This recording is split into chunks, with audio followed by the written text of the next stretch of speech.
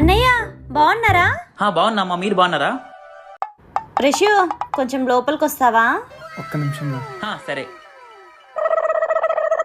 ఏమైంది ధరణి? మీ ఫ్రెండ్ వచ్చాడు కదా, ఇప్పుడు మళ్ళీ నువ్వు వెళ్ళి కూర్చో.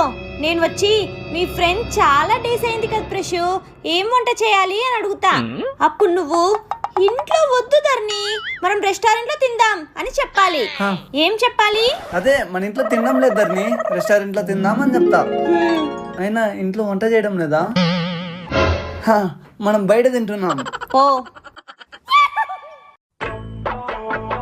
రిషు, మీ ఫ్రెండ్ వచ్చి చాలా డేస్ అయింది కదా, ఏం వంట వండాలో చెప్పు, చిటికలో చేసేస్తా. మటన్ బిర్యానీ చేయబో ధరణి.